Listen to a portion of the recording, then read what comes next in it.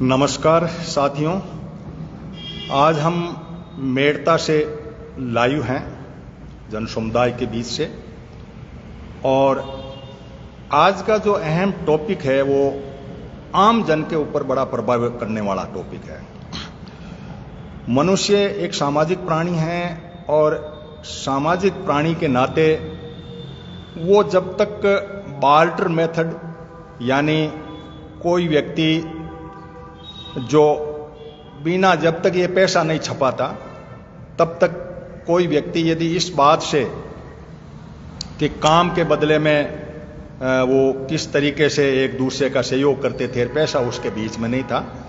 वहां का एरा से जब मुद्रा आई और मुद्रा के अंदर कंपनी का जो है योगदान हुआ, कंपनियों ने पैसे के मार्फत धंधा शुरू किया और कंपनियों के अंदर ऐसी एक व्यवस्था कायम की गई जिस व्यवस्था के अंदर लोगों से शेयर होल्डर के नाते पैसा लिया गया, कंपनी बनाई गई और उस नफे को कंपनियों के कानून ऐसे बनाए कि वो नफा ऊपर लेवल पे तो बंटा लेकिन नीचे लेवल पे बराबर नहीं बंट पाया और आगे से आगे बढ़ता रहा वो।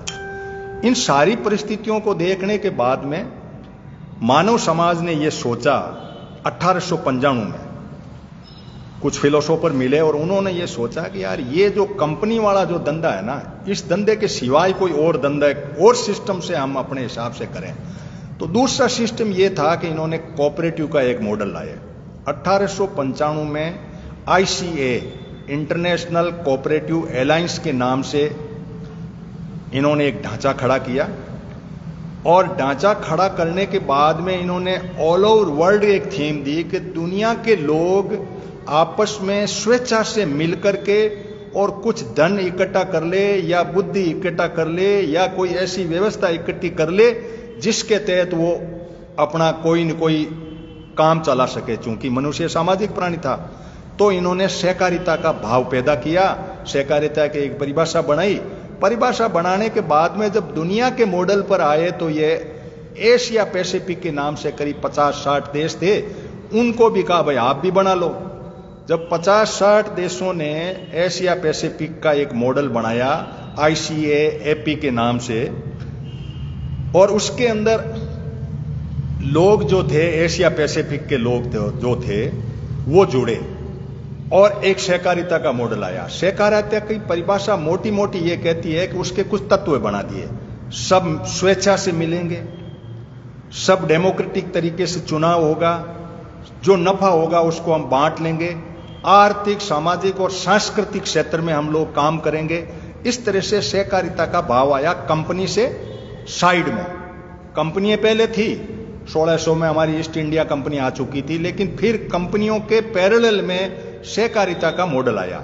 जब यह सहकारिता का मॉडल आया तो 1895 से लेकर के और 1954 में एशिया पैसिफिक का मॉडल बना और भारत के अंदर कुछ कानून बने अंग्रेजों के टाइम में। 1895 के बाद में 1912 के अंदर इन्होंने कोऑपरेटिव का एक कानून बना दिया, भारत में लागू कर दिया कि भाई आप कंपनी में नहीं कर रहे हो तो कोऑपरेटिव में करो। यानी आदमी की जेब से पैसा निकाल करके कोई ऐसा सामूहिक रूप से धंधा करना बहुत जरूरी हो गया था कि मनुष्य का इतना बड़ा ढांचा। और इस बीच में 1995 के अंदर WTO भी आ गया कि भाई इधर का माल इधर बेचने में करने में इन सारी सुविधाओं में हो गया। ये जब बातें आई तो सहकारिता का एक विशेष मॉडल आया। 1895 का सहकारिता का मॉडल चलते हुए 1995 के WTO के साथ अटैच हुआ और कंपनियों के पैरेलल इन्होंने एक दिमाग घुमाया कि कंपनियां अपने तरीके से कुछ पैसा जेब से निकलवा रही है आदमी के, सहकारिता से भी पैसा जेब से निकालना, लेकिन उसकी परिभाषा दी इन्होंने। और परिभाषा ये दी कि डेमोक्रेटिक होगा सेटअप, आपस में हम नफा होगा उसको बांट लेंगे। ऐसे करते करते ये 1912 में अंग्रेजों ने सहकारिता का मॉडल भी लॉन्च कर दिया। 1954 में एशिया पैसिफिक बन गया। एशिया पैसिफिक के बाद में 2011 के अंदर हमारे जो संविधान में एक व्यवस्था थी 73वां आर्टिकल के अंदर कि भाई सहकारिता का बढ़ावा किया जाए। सहकारिता को राज्यों के विषय में ले लिया 7वीं अनुसूची में, और उसको बढ़ाने के लिए ले लिया कि सहकारिता को बढ़ाया जाए। राज्यों के लिए कहा, राज्यों में कहा तो इधर पैरेलल में मल्टी स्टेट कोऑपरेटिव सोसाइटी भी खड़ी हो गई, यानी एक सहकारिता तो हुई लेकिन एक राज्य से बाहर करने लग गए, तो उनके क्या नफे घाटे कोई पकड़ने वाला ही नहीं हुआ, चोरियां करते रहे ये लोग, और सहकारिता जो है वो ध्वस्त टाइप हो गई। इन परिस्थितियों में मल्टी स्टेट कोऑपरेटिव सोसाइटी का 2002 में बिल बनाया भारत सरकार ने कि भाई आप जो है, जैसे अमूल है, इप्को है, क्रिप्को है, अभी अभी ये लिज्जत पापड़ जो है आपके यहाँ ये है, ये इस तरह की करीब करीब 1600 और 21-22 कंपनियां जो है मल्टी स्टेट की भारत में अभी चल रही है। तो 2002 से इन्होंने कहा भाई इनका ऐसे तो नखेल नहीं है, ऐसे नहीं बैठता मामला, इनको कुछ कंट्रोल तो करना पड़ेगा। इस बीच में जब 97वां संविधान संशोधन हुआ, उसमें ये कहा कि भाई हम बनाएंगे यहाँ मल्टी स्टेट कोऑपरेटिव और ये बनाएंगे, तो कुछ लोग सुप्रीम कोर्ट में गए। सुप्रीम कोर्ट ने कहा भाई ये जो कानून है ना, ये सहकारिता वाला राज्यों का विषय है। जब राज्यों का विषय है तो बात अड़ गई, सेंटर कैसे टांग अड़ाए? तो सेंटर ने कहा जी ऐसा है कि हम ज्यादा टांग नहीं अड़ाएंगे, हमारा एक कोऑपरेटिव का एक यहाँ इंचार्ज बना देते हैं, ये गड़बड़ें कर रहे हैं इसलिए इनकी चेकिंग के लिए कुछ हम कर रहे हैं। 2002 में बना दिया, चलो ठीक है भाई। लेकिन फिर ये 2011 में ये जो विषय इधर गया तो सुप्रीम कोर्ट ने करते करते 10 साल बाद में फैसला दिया, और फैसला ये दिया कि भाई कुछ विषय राज्यों के हैं उनको राज्यों के पास रहने दो, और कुछ विषय जो है वो जो है केंद्र के, क्योंकि मल्टी स्टेट में बहुत सारे राज्यों में गन्ने की 700 से ज्यादा महाराष्ट्र में थी, ऐसी यूपी में थी, और इस तरीके से ये सहकारिता का मक्कड़जाल फैलता रहा जो राज्य से राज्य में करता रहा।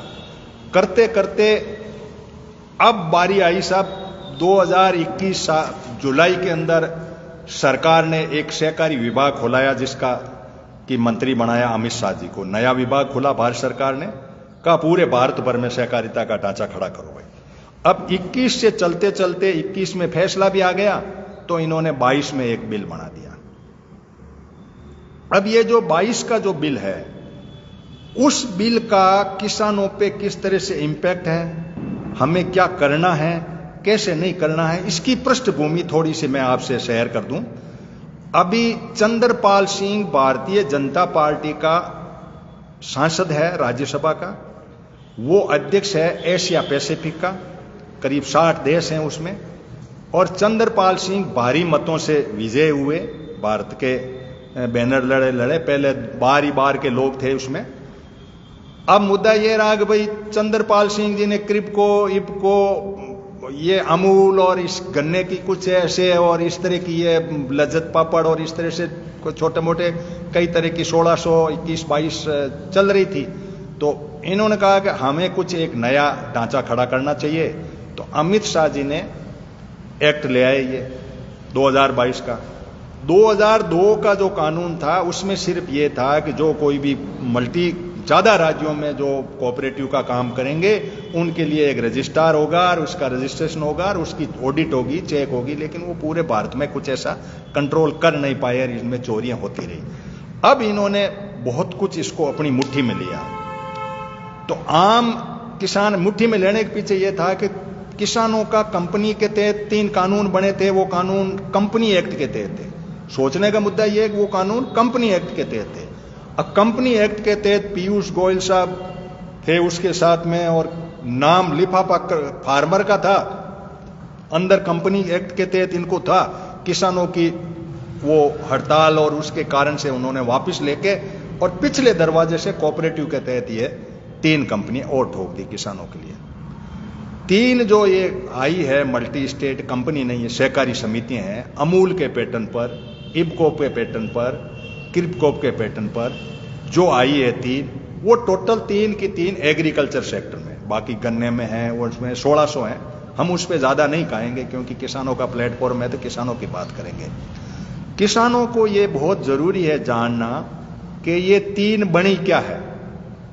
पहले तो नाम पता कर लें कि क्या करेगी वो कंपनी, मतलब ये जो सोसाइटीज है तीनों के तीनों। फिर उसके अंदर बदलाव क्या हुआ उसके बारे में हम आपको लोगों के बीच में अपनी बात रखेंगे। 3 जो बनी है, एक तो ऑर्गेनिक के लिए बनी है, क्योंकि दुनिया के लोग ऑर्गेनिक अनाज ही खाते हैं, जेनेटिक मॉडिफाइड नहीं खाते। जब आप ऑर्गेनिक खाएंगे तो ऑर्गेनिक पैदा होगा, तभी होगा। तो ऑर्गेनिक पैदा करने के लिए एक मल्टी स्टेट कोऑपरेटिव, यानी हर राज्य के अंदर दूध का जैसे अमूल है उस तरह से ऑर्गेनिक की खेती करने का एक पूरी की पूरी सोसाइटी बनेगी और वो ऑर्गेनिक खेती करेगी। आप ऑर्गेनिक के नाम से रजिस्ट्रेशन करवा लो सेंटर में और कुछ सदस्य बन जाओ, पैक्स के नाम से नीचे गांव के लेवल पे बन जाओ, डिस्ट्रिक्ट लेवल पे बनते बनते ऐसे चुनाव होते होते आप भी मतलब राज्यों का होते हुए स्टेट हो जाएगा आपका भारत का। भारत के ऊपर एशिया पैसिफिक है, चंद्रपाल सिंह जी हैं ही वो हैं। ऑर्गेनिक खेती करो। ऑर्गेनिक खेती को एक्सपोर्ट करने के लिए एक एक्सपोर्ट की बना दी। अब इसमें किसान कहाँ है, लेकिन बात है कि एक्सपोर्ट है करना है तो किसान को कोई है कि भाई आप भी करो एक्सपोर्ट। किसान तो क्या एक्सपोर्ट करेगा? किसान के लिए आपको इंपोर्ट एक्सपोर्ट के लाइसेंस लाओ, उनके ये करो, वो नखरे नाटक आते नहीं। किसान को तो अनाज पैदा करने से ज्यादा कुछ बात आती ही नहीं ना इसको। तो किसान एक ऐसी चिड़िया है, किसान एक ऐसा प्राणी है जो खेत में तो तपस्या कर लेगा, दिमाग की तपस्या नहीं करेगा, कानून की तपस्या नहीं करेगा। और जब ये नहीं करेगा तो आपको जीना तो उसी दायरे में है। ऑर्गेनिक आपने पैदा कर ली, लाइसेंस ले लिया, तो वो लाइसेंस इससे ले नहीं, उसका जमीन होगी, उसकी मेहनत होगी, लेकिन लाइसेंस दूसरा ले लेगा। कंपनी वाला कोई आएगा, वो आएगा सोसाइटी वाला, वो कहे यार तू मेरे को दे दे, तेरे से तो कागज बनते नहीं, मैं बना देता हूं। तो ऑर्गेनिक पैदा कर दिया साहब उसने। अब ऑर्गेनिक पैदा कर दिया आपने तो उसको एक्सपोर्ट करना है। वहां भी किसान को कह दिया, पता ही नहीं किसान को कि इसके लाइसेंस बनाने होते हैं, इसको एक्सपोर्ट इंपोर्ट के लिए बड़ी रिस्क है, किस तरीके से उसको वैल्यू ऐड करना पड़ता है, पैकिंग करना पड़ता है, सर्टिफिकेट लेना पड़ता है, एफएसएसआई का सर्टिफिकेट लेना पड़ता है, इंटरनेशनली आपको बताना पड़ता है कि ऑर्गेनिक है। यदि आपका माल खराब हो गया तो वापस आएगा तो रिस्क। इन्होंने कहा यार मरने दे, मैं तो पैदा कर देता हूं और मैं तो मेरी मेहनत करता हूं, तू खेत ले, ऑर्गेनिक पैदा कर, तू भले ही एक्सपोर्ट कर, मेरे तो कोई पंगा समझ में नहीं आता, तो आप कर दो। तो सरेंडर होकर के न ये किसान यूनियन के लोग इसमें टांग अड़ा रहे हैं कि भाई बनो, हम भी कुछ करें, हम भी कुछ सोसाइटी बनाएं, हम अपना कुछ करें। लेकिन इनके ये है नहीं, हताश रूप में खेत में जाके फावड़ा लेके खोद के बस वही गप सब बीड़ी अफीम सारा अपना वो काम करेगा, लेकिन इन कानूनों की तरफ ध्यान नहीं देगा वो। 2 मैंने बता दिया आपको कि एक तो ऑर्गेनिक पैदा करना है, उस ऑर्गेनिक को वैल्यू ऐड करके और आपको बाहर एक्सपोर्ट करना है। दूसरी मल्टी स्टेट कोऑपरेटिव सोसाइटी ये रही। तीसरा इन्होंने कहा कि बीज के मामले में अपनी टांग अड़ाओ। भारत नाम से बीज आपको मिलेगा। आपको जो बीज है, ये जो बीज आप हाइब्रिड बीज भी है, जेनेटिक मॉडिफाइड बीज भी है और बायोफोर्टिफाइड नाम से बीज भी है। तो बीज का जो गोरख धंधा है वो कंप्लीट का कंप्लीट इन्होंने वो सोसाइटी कब्जे करेगी। अब सोसाइटी के अंदर आप ये सोचो कि क्या आप लोग भारत में दूध पूरे में बेच, जैसे बिक रहा है, अमूल बेच रहा है, तो वहां दूध वाला कहां है? दूध वाला तो वहां है ही नहीं। दूध वाला तो बरनी से दूध खाली करके पैसे लेकर वापस चला जाता है, महीने में आए, 15 दिन में आए, जब भी उसके जो फेट है उससे पैसे आ जाते हैं। वो का वो काम है कि आपके वहां से आया, ऑर्गेनिक माल आपसे पैदा कराया, आपको ले गया, उसने थैली पैक की, उसने किया, एक्सपोर्ट किया और बेच दिया। अब बीज वो लाया, आप बीज नहीं लेोगे, मान लो वो कह दो साहब मैं तो ये नहीं लेता देसी और माइको कंपनी का लेऊंगा या उसका लेऊंगा, तो कुछ सब्सिडीज आपकी रोक दी जाएगी और सोसाइटी जो है वो उसको सब्सिडीज मिलेगी। तो आप भी देखोगे यार ठीक है, फिर बीज वाले इस सोसाइटी के मेंबर बनो। तो आपको सोसाइटी के मेंबर बनने की बाध्यता खड़ी हो गई आपके सामने कि आप ऑर्गेनिक पैदा करने के लिए बाध्य हैं, आप बीज लेने के लिए बाध्य हैं, लेकिन ऑर्गेनिक पैदा करके उसका नफा लेने के लिए आप से कोई लेना देना नहीं है। ऐसा कोई ऐसी सोसाइटी में प्रावधान नहीं है। जैसे दूध से आइसक्रीम बनी, अमूल ने बनाई, सेम पैटर्न है, या कुछ भी बनाया, श्रीखंड बनाया, तो उसका नफा जो है ऊपर लेवल की जो सोसाइटीज है वो जोड़ बाकी तो करती है, बड़े बड़े ऑफिस लगा के करती है, लेकिन जो दूध पैदा करने वाला आदमी उसमें अपने आप को मेंबर तो समझ रहा है, उसको महसूस करवा रहे हैं कि तुम्हें इसमें से नफा दिया जा रहा है। लेकिन इनफैक्ट उस हिसाब किताब के मामले में इस तरह का ढांचा खड़ा कर दिया इन्होंने कि एक गांव के लेवल में पैक्स बनाया, PACS। P का मतलब है प्राइमरी, A का मतलब एग्रीकल्चर, C का मतलब क्रेडिट और S का मतलब सोसाइटी। पैक्स के नाम से आपकी एक यहां पे एक सोसाइटी खुल गई गांव के लेवल पे। वो पैक्स वाला लोग का एक वोट जो अध्यक्ष या सेक्रेटरी जिसके वोट होंगे वो जाके डिस्ट्रिक्ट को देगा, डिस्ट्रिक्ट वाला वोट देगा राज्य को, राज्य वाला वोट देगा नेशन को। ये जो अमूल का सेटअप है, जैसे 19 बनी हुई है अमूल के अंदर, जिसमें 17 बीजेपी के पास है, 2 जो दूसरी कांग्रेस और इनके विपक्ष के पास में है। इन सारी परिस्थितियों में देखो आपको डेमोक्रेटिक के वोट का अधिकार तो दिया, लेकिन वोट का अधिकार आपने जो ही वोट दिया, वोट देने के बाद में तुरंत जो है वो पूरा का पूरा आपका जो है वो चला गया सत्ता किसी एमएलए के हाथ में या एमपी के हाथ में, और वहां कानून बना और उस कानून के अंदर आपकी कोई भागीदारी नहीं और आप साइड में खड़े हो गए। मतलब तो इस सारी परिस्थितियों को यदि हम देखें तो क्या ये 3 जो आई है एग्रीकल्चर सेक्टर के अंदर, बाकी तो 1600 है, हमें कोई 1600 की लड़ाई नहीं करनी। आज की मीटिंग हम किसानों के केंद्रित मीटिंग कर रहे हैं। तो इन 3 में ऑर्गेनिक पैदा करो, उसको एक्सपोर्ट करो, और बीज के मामले में सोसाइटी, ये तीनों के अंदर आम किसान जो खेत में काम करने वाला किसान है वो कहां खड़ा है, आम दूध निकालने वाला दूध या अमूल में कहां खड़ा, उसी तरह से इनमें कहां खड़ा है। ये एक जागृति का बिंदु है। अब इनको कब्जा करने के लिए इस कानून के प्रावधानों को मैं आपके बीच में रख दूं। कानून 2022 में बनके 23 में अभी पास हो गया, अभी लागू हो गया। 8.5 लाख पैक्स बनेंगे, प्राइमरी एग्रीकल्चर क्रेडिट सोसाइटी।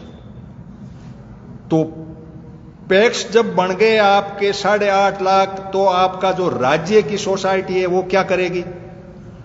यह हो गई ना कि एक जहाज आपका, एक समुद्र है पूरा, और एक के अंदर आपको फैसिलिटी है, सब्सिडी है, सारा कुछ सुविधाएं हैं। उस जहाज में बैठेंगे, या राज्य वाली जहाज है टूटी फूटी, कभी भी छेद हो जाए, उनके पास कोई फंड नहीं, बात नहीं। तो 2 सुप्रीम कोर्ट के फैसले के बावजूद 2 सोसाइटी हर गांव में काम करेगी, एक राज्य की करेगी और एक सेंटर की करेगी। सेंटर वाली सोसाइटी को पैक्स का जो कंसेप्ट है, उस कंसेप्ट के अंदर इन्होंने कानून बनाया है। ये 2022 का जो 23 में हुआ लागू हो गया 23 में। अब इस पैक्स को वोट देने के अंदर फिर कानून बनाने के बाद में इनको कहा कि ये पैक्स को हम क्या क्या काम देंगे। पैक्स को काम दिया कि भाई आप पेट्रोल पंप चलाओ, फिट है, गैस का धंधा करो, फिट है। 300 सर्विसेज हैं, CSC सेंटर हैं, वो आप कॉमन सर्विस सेंटर के नाम से आप खोल लो, उनको आपको पासवर्ड दे दिए तो आप 300 सेवाएं उसके अंदर आप उसमें कर लो।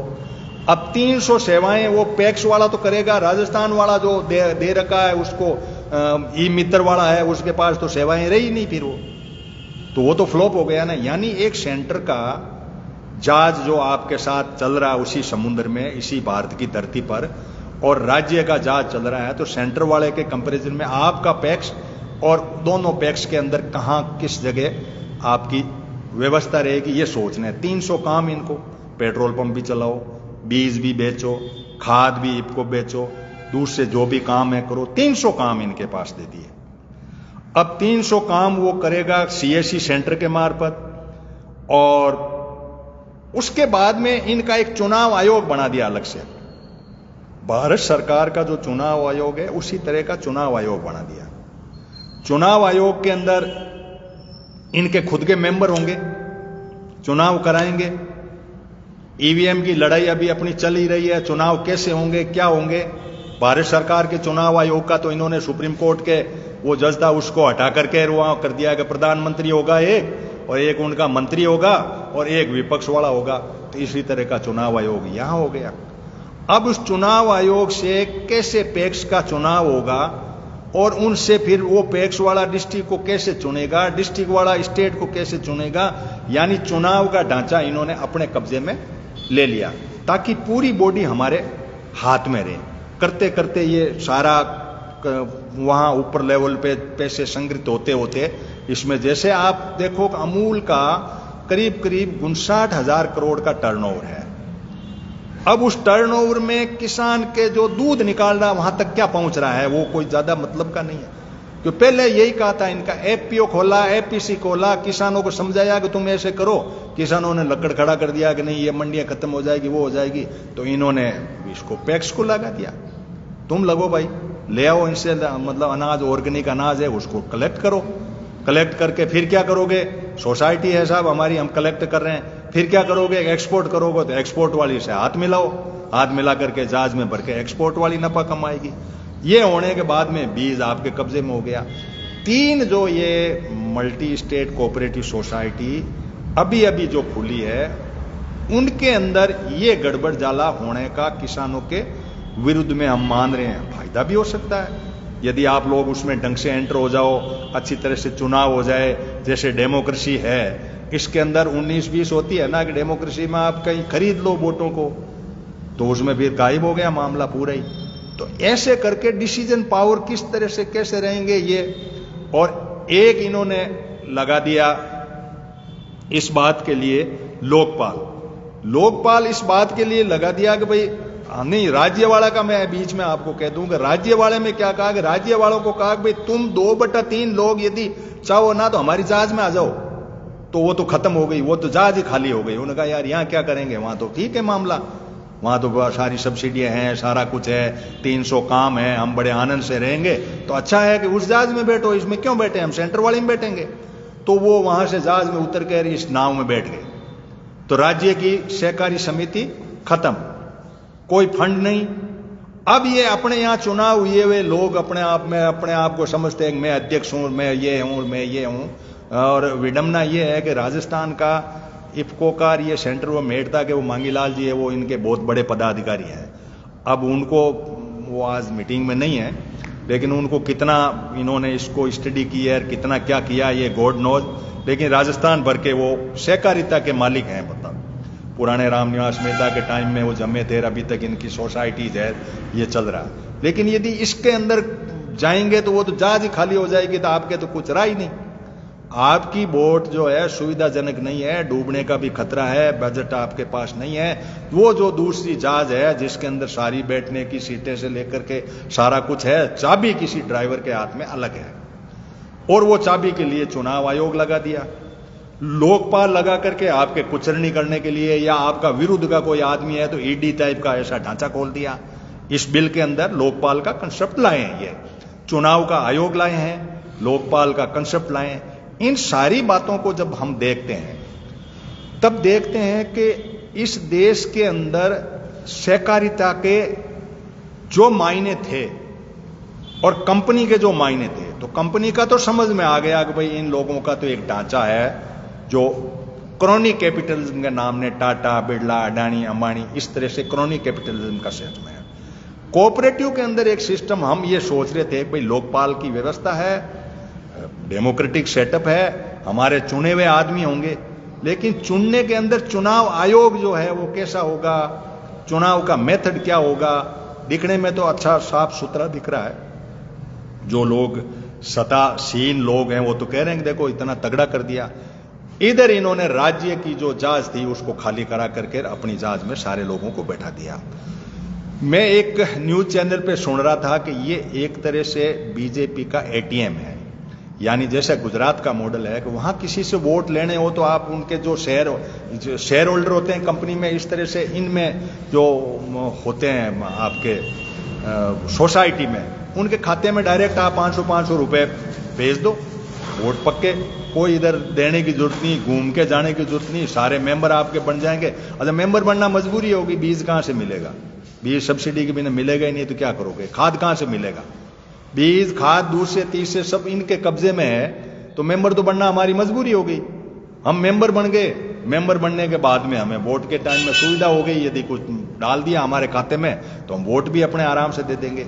तो ये जो बहुत अंदर का ढांचा खड़ा हुआ, इस ढांचे के अंदर ये पूरी व्यू रचना ये कह रही है कि ये जो अमूल के पैटर्न पे अमूल वाले जब कर्नाटक के चुनाव में कर्नाटक गए तो वहां की एक डेयरी है, नाम मुझे याद नहीं है, इन दोनों का कॉन्फ्लिक्ट हुआ।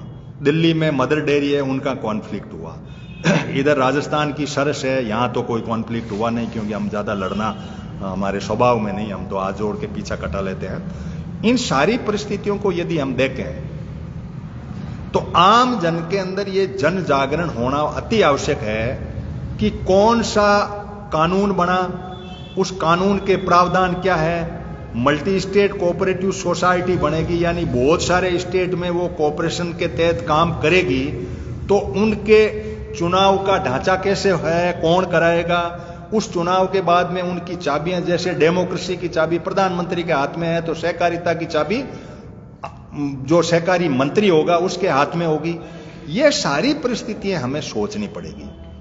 और क्या राजस्थान की जो बॉडी या राज्य की जो सहकारी समितियां हैं उनका क्या हाल होगा, किस तरीके से इन्होंने इसको मतलब घुमा फिरा करके कंट्रोल कर लिया है।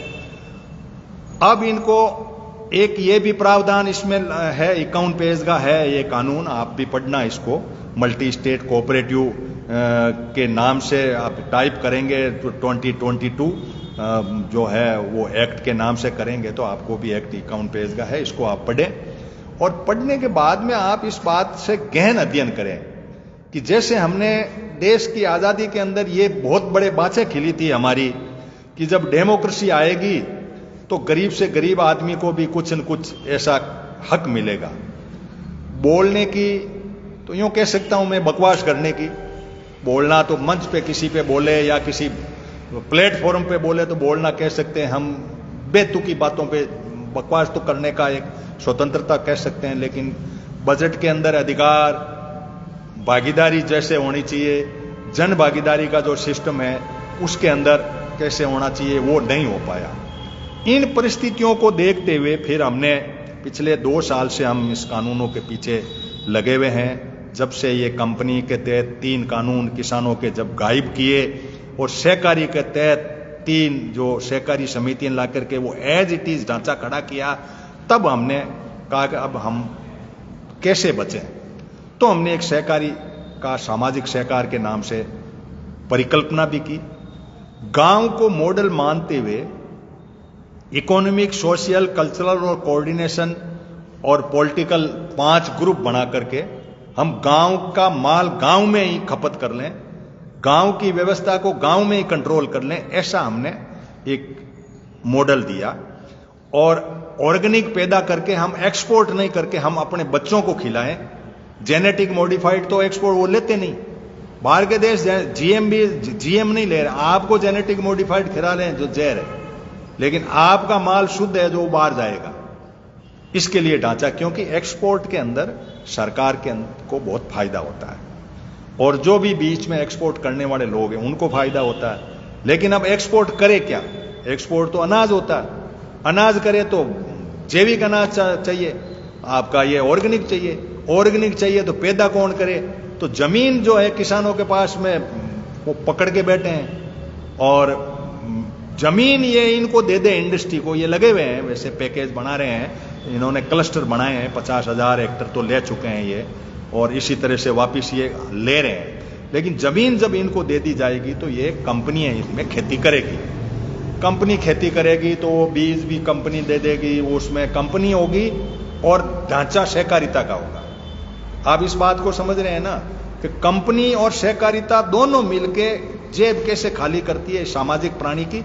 इस बात को बहुत बड़ा कंसेप्ट है, ये दुनिया के बहुत बड़े जो इकोनॉमिक फोरम पे काम करने वाले लोग हैं, जब से ये मुद्रा आई है, चलन में आई है, डॉलर आया चाहे रुपया आया, तब से ये दिमाग ऐसे इस तरह से चला है कि हम इस तरह से करें।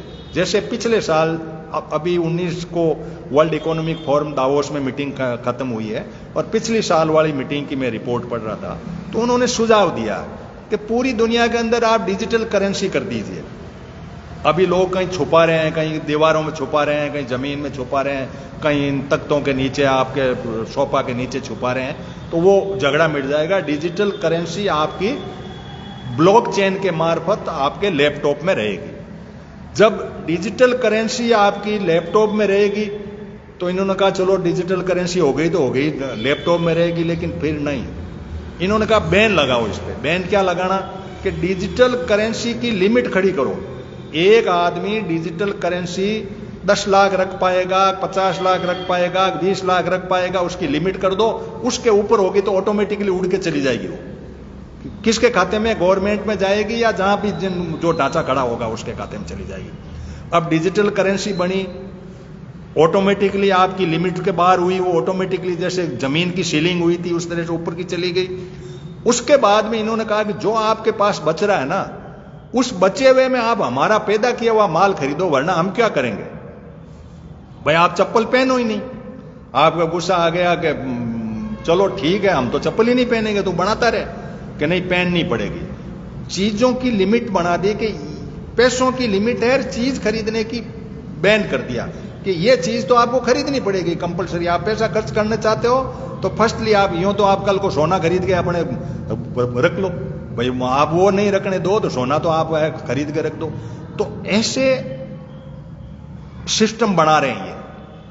तो उस सिस्टम के अंदर हम कहां टिकेंगे, कैसे होगा, ये दुनिया का न्यू वर्ल्ड ऑर्डर है, ये आम लोगों तक पहुंच होनी जरूरी है कि जब पैसे की डिजिटल करेंसी आएगी जो ब्लॉकचेन वगैरह के मार्फत चलेगी, जो बिटकॉइन के मार्फत है, डिजिटल करेंसी, जैसे भारत में भी डिजिटल करेंसी अभी लागू हो चुकी है। हमारे 4 सेंटर है जहां से आप डिजिटल करेंसी खरीद सकते हैं 10,000 के हिसाब से। मैंने भी ट्राई की थी लेकिन मैं ले नहीं पाया। मैंने कहा था कि यूज करें, कैसे करें, लेकिन वो लिमिट वाली, और ये अभी इंटरनेशनल लेवल पे वर्ल्ड इकोनॉमिक फोरम पे ये ढांचा चल रहा है। अब इस सारे ढांचे के अंदर ये कोऑपरेटिव सोसाइटीज के मार्फत आपका कमाया हुआ पैसा कोऑपरेटिव के मार्फत, या तो आप कंपनी में शेयर होल्डर बनो या कोऑपरेटिव में बनो। तो कंपनी में तो हम कम बनते हैं, यहां बढ़ने के लिए हमारी मजबूरी है कि अनाज खरीदो, माने आपको बीज खरीदो, ये खरीदो। तो किसान को इन 3 जो बनी है इसके अंदर बांध दिया गया। अब बांध दिया गया है तो ये कह रहे हैं कि आपको नफा होगा, हम बांट देंगे। अब नफा होगा लेकिन हमारी डेमोक्रेसी तो खत्म हुई ना। बीज आपसे खरीदना हमारी मजबूरी हो गई, खाद खरीदना हमारी मजबूरी हो गई, लोन अब ये जो केसीसी हमारी मजबूरी हो गई, तो हमें बाउंड कर दिया। या फिर आप जमीन छोड़ दो, इनको दे दो कंपनी वालों को।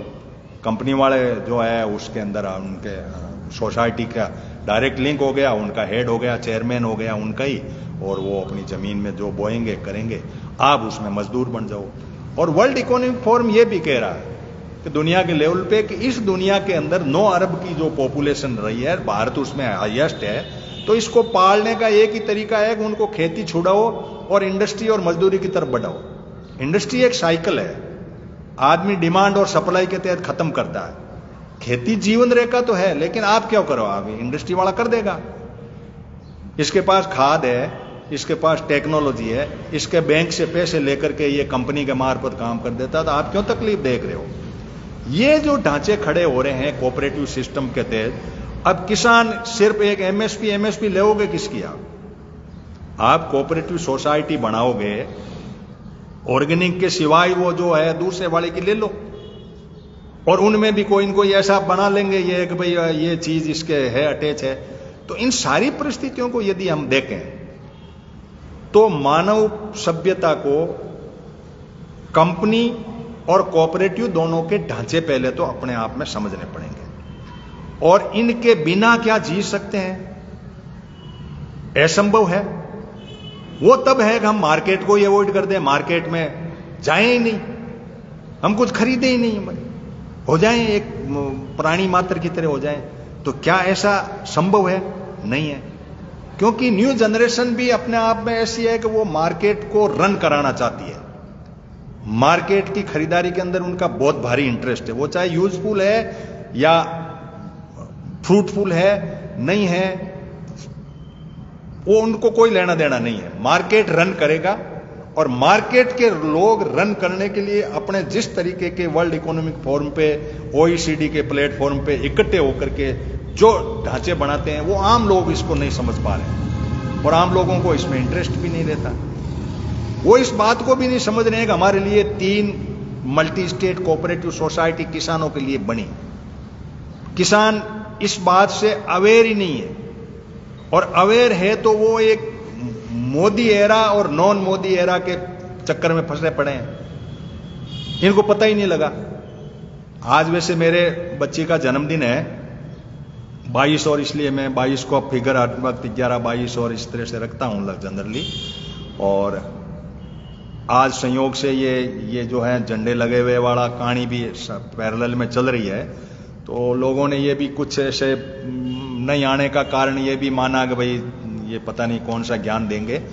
लेकिन हमें जागना पड़ेगा। आप लोग शेयर ज़्यादा से ज़्यादा करें, यह तो मेरा निवेदन रहेगा कि जितने भी साथी जुड़े हुए हैं आप मैक्सिमम शेयर करें कि मल्टी स्टेट कोऑपरेटिव सोसाइटी के 3 जो सोसाइटी अभी बनी है, जो ऑर्गेनिक, एक्सपोर्ट और सीड के लिए, उनमें क्या क्या है और क्यों वे होने जा रही है, उसका मैं कुछ ढांचा में 1-2 सोसाइटी के बारे में मेरे पास में जो डिटेल है कुछ मैं लेके आया था, तो उसको भी मैं शेयर करूंगी। ये लोग उसमें करेंगे क्या, उसका जो प्रेस कॉन्फ्रेंस जो पीआईबी थी इनकी इंडिया गवर्नमेंट की, उसको मैं कलेक्ट करके और मैं उसको पढ़ रहा था। तो इसके अंदर जैसे बीजवाड़ी है, बीजवाड़ी का मैं आपको पढ़ा दूं कि बीजवाड़ी जो है प्रोडक्शन करेगी, उस प्रोक्योरमेंट करेगी, प्रोसेसिंग करेगी, ब्रांडिंग करेगी, लेबलिंग करेगी, पैकेजिंग करेगी, स्टोरेज करेगी, मार्केटिंग करेगी और डिस्ट्रीब्यूशन करेगी ऑफ द क्वालिटी सीड। ये काम कोऑपरेटिव सोसाइटी करेगी। कौन सी? सीड वाली। अब आप कहां हो? आप हो प्रोडक्शन करेगी में, उसमें मेंबर हैं, आप प्रोडक्शन कर रहे हैं, लेकिन प्रोक्योरमेंट में आप नहीं हैं, क्योंकि आप प्रोक्योरमेंट तो सोसाइटी के जो लोग होंगे वो करेंगे। फिर प्रोसेसिंग में भी वो किसान खेत में खड़ा वो नहीं है। ब्रांडिंग है जो वो कहीं आपके खाते में नहीं जा पा रहा है। लेबलिंग के लिए भी कानून कायदे में हम कौन सा काम करेंगे, ये बात बड़ा सवाल है। पैकेजिंग, इसके लिए आप या तो यूनिट लगाओ सोसाइटी के अंदर, अपना कुछ क्या होगा, कैसे नफा होगा। स्टोरेज, कुल मिला के वो कंपनी ही है, नाम उसका ये है। तो नारे बहुत हैं, सहकार से समृद्धि दे दिया इन्होंने। इसके बाइलाज बनेंगे, बाइलाज आ चुके हैं वैसे, 17 राज्यों ने तो साइन कर दिए हैं। उसमें एक केरल ने साइन नहीं किए हैं, बंगाल ने नहीं किए हैं, बाकी राज्यों ने साइन कर दिए इन्होंने जो बनाया है वो। और इनका जो सीड रिप्लेसमेंट रेशियो SRR और वेराइटी रिप्लेसमेंट है VRR, ये है, यानी सीड का कम होना ज्यादा होना, इनके रेशियो के ऊपर ये जो लोग हैं ये इस तरह से कानून कायदे लगाएंगे। तो NSE होगी, ICR सहायता करेगा, एजेंसी होगी। ये मैं सीड वाला आपको बता रहा था कि भाई ये क्या बीमारी है। अब एक्सपोर्ट वाले में आपको क्या काम करेगा जी, आप सोसाइटी के सदस्य हैं, तो एक्सपोर्ट के काम में पढ़ रहा था। होल ऑफ गवर्नमेंट अप्रोच होगा, डिविडेंड डिस्ट्रीब्यूशन होगा और एक अम्ब्रेला ऑर्गेनाइजेशन होगा छाते की तरह, for carrying out and promoting export. This will help unlocking export potential of the Indian cooperatives in global market. अब आप फ्रांस, अमेरिका, वहां बेचने के लिए आप अपने आप को तैयार रहो। सोसाइटी के मेक इन इंडिया का फंडा इन्होंने दे ही दिया है। तो ये हुआ आपका एक्सपोर्ट में। अब किसान एक्सपोर्ट क्या करेगा साहब, उसमें लेबलिंग वाले, सीड वाले में मैंने आपको ये बात बताई थी। अब ऑर्गेनिक वाले में किसान को क्या करना है, वो काम मैं आपको पढ़ के बता देता हूं कि क्या क्या होंगे। ऑर्गेनिक के लिए ministry of commerce and industry, ministry of agriculture, farmer, food processing industry और ministry of health and family welfare and ministry of development of north eastern region, ये सारे मिलके आपके साथ लगेंगे। और करने के बाद में आपको ऑर्गेनिक सेक्टर का जो है इसका एक सर्टिफिकेट देने का काम भी वो आपके जिम्मे रहेगा। जो सोसाइटी होगी, ऑर्गेनिक प्रोडक्ट होगा, उसका ऑर्गेनिक फार्मर आपको घोषित होना है और ये टेस्टिंग लैब आप लगा सकेंगे उस सोसाइटी के तहत। टेस्ट ऑर्गेनिक है कि नहीं है, और FPO होंगे, उनको आपसे जोड़ दिया जाएगा। और इस तरह से facilitating testing, certification and affordable cost, ये ऐसे इस तरीके के काम आपको ऑर्गेनिक सेक्टर में करने हैं। FPO आपसे जोड़ दिया जाएगा। ये प्रेस इंफॉर्मेशन ऑफ ब्यूरो जो है PIB का, आप भी गूगल करेंगे तो आपको मिल जाएगा, ये पुराना है। और भारत सरकार की जो प्रेस नोट था उसको मैंने पढ़ा और उसी से मैंने ये सारे काम किए। फिर मैंने एक्ट निकाला अकाउंट पेज का। कुल मिला के साथियों, ज़्यादा लंबा हो जाएगा वीडियो, आप शेयर करें और जिसका भी कंफ्यूजन हो एक्ट को पढ़ें और लोगों तक ये बात पहुंचाएं कि आखिर ये किसानों के हित में जो मल्टी स्टेट कोऑपरेटिव हित में कहा है कि सहकार से समृद्धि का जो नारा देकर के हुआ है, तो वो किस तरीके से हो पाएगा, इसकी एक कोर ग्रुप मीटिंग हो। आज मैंने हर 22 तारीख को मैं कहीं न कहीं बाहर जाता हूं, उसी पैटर्न पे मैंने आज ये बिल दिया था। और इसका काउंटर मैंने जैसा आपको बताया, गांव का माल गांव में ही रख लो, भाईचारे में बांट लो, आपस में एमएसपी ले लो और ऑर्गेनिक पैदा करके अपने बच्चों को खिला दो। कोई अमूल में दूध बेचने की जरूरत नहीं है, बच्चे आपस में गांव का गांव में बांट लो। थैली पैक करके बाहर से लाके मत खरीदो, आप यहां का यहीं अपने हिसाब से कर लो। गांव का जो पैक्स बने उसके पैरेलल में अपना खुद का पैक्स बना लो, नाम कुछ भी दे दो। ग्लोबल यूनाइटेड पंचायत पे मैं ये कम से कम 10 गांवों की मीटिंगें ले चुका हूं कि आप 10% खेत ही ऑर्गेनिक बो दो, अपने बच्चों को ऑर्गेनिक खिला दो और गांव वालों को कह दो। गांव वालों कोई सर्टिफिकेट की जरूरत नहीं है, गांव वाले सब ध्यान रखते हैं किसने खाद डाला और किसने नहीं डाला। आप अपना तेल खुद करो, अनाज खुद खाओ, बच्चों को अच्छी शुद्ध दूध दो। ये कहां से नकली दूध होकर के आपको ला करके थैली में पैक करके दे रहे हैं। जीना सीख लो। इसलिए जीने के लिए हमने इसके काउंटर में सबको सुझाव यही दिया कि आप जीने के लिए गांव वाइज ये कमेटियां बना के और पैक्स के पैरेलल आप तो अपना कर लो। अब हम कई गांवों में गए थे, मैं बागपत भी गया था, वहां भी ये बात चली थी कि साहब हमारा माल जैसे मूंग पैदा हुआ आपके पास में, उस मूंग को आपने गांव में बांटा और कुछ बच गया तो ठीक है, मार्केटिंग के तहत आप कैसे करोगे, या उसमें वैल्यू एड करोगे, दाल बनाओगे, क्या करोगे, ये बैठ करके इकोनॉमिक काउंसिल करे। सोशल काउंसिल इस बात का ध्यान करें कि शुद्ध भोजन के लिए व्यवस्था करे, फालतू के खर्चे नहीं हो, बाजारीकरण को अवॉइड करें। कल्चरल मूवमेंट के तहत हम अच्छे से अच्छी चीजों का एक ढांचा खड़ा करें और इनमें वोमेन को हम प्राथमिकता दें। कोऑर्डिनेशन काउंसिल में गांव का न्याय गांव में करें। जब तक आप इन बातों पे नहीं आएंगे तब तक ये सरकारें आपको खा जाएगी। खत्म हो रहे हैं गांव, सिस्टम पूरा का पूरा गांव का सिस्टम इंटरलिंक हो रहा है। स्वामित्व योजना के तहत आपके पट्टे इंटरलिंक होकर के सेंट्रल गवर्नमेंट से जुड़ गए। इस ऑर्गेनिक और इन बीज के मार्फत पूरे के पूरे आप सेंट्रल गवर्नमेंट से जुड़ गए। पूरा पैसा उनका 16वां वित्त आयोग बन गया, तो उससे पैसा आएगा। और मेरी हर संडे की मीटिंग में भी हम ये टॉपिक उठाते रहते हैं, कब लोग जुड़ते हैं वो एक अलग बात है। लेकिन ये जो व्यवस्था जा रही है वो सेंट्रलाइजेशन की तरफ जा रही है। हम गांव के लेवल पे सेंट्रलाइज हो जाएं, गांव का न्याय भी गांव में कर लें, गांव का खाना भी गांव में खा लें। और सेव खाना कोई आपकी कंपलसरी नहीं है। आपको गुड़ ठीक ठाक मीठा लगता है तो आप अपने लेवल पे एक कोऑर्डिनेशन सिस्टम पे आप एक क्लस्टर बना लें। वो गुड़ आपको भेज देंगे, आप बाजरी भेज देंगे यहां से। कोई ऐसा सिस्टम आप बना लो। क्यों इन चक्करों में पड़ रहे हो कि हम सोसाइटी बनेंगे, उससे लेंगे, उसने पहले तो जाके उनको दोगे, वो थैली में पैक करके वापस आपके बच्चों को लाके देगा उसमें मिलावट करके। तो इन चीजों को रोकने के लिए आपके पास में बहुत दिमाग चाहिए। और जिस तरीके से आप लगा दो ना, डिजिटल करेंसी पे बैन लगा दो हम खरीदने के लिए, कि भाई मुझे तो भूख ही नहीं लगी, मैंने तो बाजरे की रोटी खा ली, मस्त हूं, खरीदना जरूरी है कि मैं तो मेरा जिंदा हूं। जब तक ये इकोनॉमिक मॉडल के लोग और इकोनॉमिक फोरम पे लोग करने और कॉरपोरेट के लोग आपको जिस तरीके से कब्जे करने की ट्राई कर रहे हैं, तो आप ये भाईचारा बनाने का व्यवस्था कीजिए। इसके सिवाय आपके पास में कोई भी चारा नहीं है जीने का। इसलिए हमने सामाजिक सहकार नाम दिया।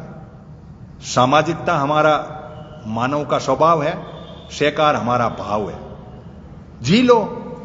अब गांव की बेटी कहीं आप आस पड़ोस में है, तो एक गांव में मुझे ये पूछा गया कि साहब मेरी बेटी पड़ोस में ब्याही हुई तो क्या मैं उसको भी नहीं दे पाऊं मेरे घर का माल? गांव अपना संविधान बना ले। गांव में नागौर के अंदर तालाब में पानी की एक बार ये व्यवस्था हुई थी, मुंडवार आसपास के, तो पानी का टैंकर, मीठे पानी का टैंकर जो तालाब में था, बड़े तालाब थे उनका, गांव की बेटी को पहुंचाने का कानून नहीं था। बेटी आपने भेज दी तो वो ससुराल वाले प्रबंध करे, वो करे वहां क्या। फिर वहां से हुआ कि भाई किस तरीके से, ऐसा तो ठीक नहीं लगता ना कि भाई बेटी दे दी तो पानी के लिए क्या ललचाएं उसको। तो गांव ने अपनी व्यवस्था बना ली। आप बना सकते हो, गांव का शासन गांव में कब्जे कर लो, इस डेमोक्रेसी की छद्म लीला से बाहर निकल जाओ, भाईचारा बढ़ा करके जीने का सहारा बना लो। नए नए कानूनों के जंजाल में आप सब जगह लिप्त हो चुके हो। आपके पूरा पानी आपका कब्जे कर लिया, 10 मीटर से ऊपर हाइट के बांध, कंप्लीट कब्जे सेंट्रल गवर्नमेंट के। आपका फॉरेस्ट इंटरनेशनल बाउंड्री से 100 किलोमीटर तक पूरा कब्जे कर चुके हैं ये लोग। आपकी जमीन पे 30 यहां गार्ड के बैठे हैं, आपको किसी भी हालत में छोड़ने वाले नहीं है। आपको ललचा ललचा के आपसे ले लेंगे। जब तक आप गांव पे बैठ के इस तरीके का भाईचारा खड़ा नहीं करेंगे और गांव की इस तरह की मीटिंगें करके इस तरह से आप coordination council, economic council, cultural council और इस तरह की नहीं बनाओगे। और 5वीं काउंसिल हमने सरपंच की मानी है। तो भाई तू तेरे पैसा लाता रहे, लगाता रहे, भ्रष्टाचार बिना भ्रष्टाचार हमें लेना देना नहीं। 4 जो संस्थाएं हैं, इकोनॉमिक, सोशल, कल्चरल और कोऑर्डिनेशन, ये बना लो। कोऑर्डिनेशन न्याय करेगी, कल्चरल वाली महिलाओं को कल्चर का, हमारा कल्चर है उसको रखेगी और हमारे भोजन की शुद्धता और रसोई को ध्यान रखेगी। और सोशल कल्चर वाले लोग हैं जो बाजार के अंदर ये दारू, बैंड, दूर से डीजे फीजे, इन पे अपने चिंतन रख करके अपने गांव का ढांचा खड़ा करेंगे, गांव का गांव में व्यवस्थित हो जाए। इकोनॉमिक काउंसिल अपना माल जो भी पैदा किया गांव ने मिल बांट के खा ले। जब तक आप इन बातों पे नहीं आएंगे तो मुझे नहीं लगता, हो सकता है कि मेरी इतनी एक्सट्रीम सोच नहीं हो, क्योंकि इस दुनिया को पूरे को जिंदा रखने का, जैसे WTO ने कहा ना कि पूरा संसार भोजन खाए, खाए भाई, लेकिन हम कचरा खाएं और दुनिया ऑर्गेनिक खाए क्यों? हम क्यों एक्सपोर्ट करें? आपका ऑर्गेनिक माल एक्सपोर्ट हो जाए पैसे की लालच में, और आप जो है जेनेटिक मॉडिफाइड बीज ला रहे हो। ये सरसों तो आगे DMH-11 के नाम से आगे का फैसला सुरक्षित है, परसों आ जाएगा ये फैसला, आप देखते रहना। ये सरसों आ गई आपकी, आप उसके चारों ओर घूम के 2 किलो ज्यादा हो गई। ये जो भरतपुर की वर्णा वैरायटी है उसके इक्विवेलेंट है, लेकिन कंपनियां उसमें कर रही है। ये सारी बातें हमें समझनी पड़ेगी। कौन सी दुनिया के लोग इन गरीबों को किस तरह से सता सता के, तड़पा तड़पा के मारने के आतुर हैं, और हम अपने भाईचारा को खत्म करके किस तरीके से इस जीवन को जी रहे हैं। ये बात जब तक पकड़ हमारी नहीं आएगी तब तक हम नहीं रह पाएंगे। और एक ही कमजोरी मुझे इस पूरे सिस्टम में लगी, वो लगी कि हमारी आने वाली पीढ़ी खेत में नहीं आ रही है। मेरे बच्चे खेत की तरफ डाइवर्ट नहीं है, वो शहर की इस चकाचौंध रोशनी के तरफ भाग रहे हैं, बाजार को पनपा रहे हैं, उधर वो सोशल मीडिया प्लेटफॉर्म पे नाच कूद रहे हैं, नशे की प्रवृत्ति की तरफ बढ़ रहे हैं। यहाँ थोड़ा सा ध्यान हमें देना पड़ेगा। इन्हीं सब बातों को लेकर के आपके बीच में आज मैंने मल्टी स्टेट कोऑपरेटिव सोसाइटी की बात कही। और यदि किसी का शंका समाधान हो तो मेरे नंबर हैं 800-552 फिर 5576 855 2 फिर 55 और 76। आप इस पे कर सकते हैं। डेली सुबह 1.5 मिनट की एक रील शेयर होती है, या वीडियो समझ लो 1.5 मिनट का। उसके बाद में हर संडे को हम ग्लोबल यूनाइटेड पंचायत की शैडो कैबिनेट के तहत गूगल मीट पर मिलते हैं। और हर 22 तारीख को हर महीने की जो है, आप में से ही कोई ऑफर आएगी तो हम अपने जोड़े डंडे लेकर के वहां आ जाएंगे। किसी न किसी सामाजिक सहकारिता तो हमारा एक पुट रहेगा ही रहेगा, लेकिन किसी न किसी टॉपिक पर हम अपनी बात को रखेंगे। आपके सुनने का बहुत बहुत धन्यवाद, और शेयर कर दें ज़्यादा से ज़्यादा लोगों तक, तो ये बात भी पहुंचेगी। इन्हीं सब शब्दों के साथ में आपसे रूबरू रहा, और ये मेरी आम सभा पूरी हुई। फिर हम पब्लिक के डोमेन पे दूसरे तरीके से हम फिजिकली विदाउट लाइव हम अपना डिस्कशन करेंगे। तो धन्यवाद आप सभी का। Thank you to all of you.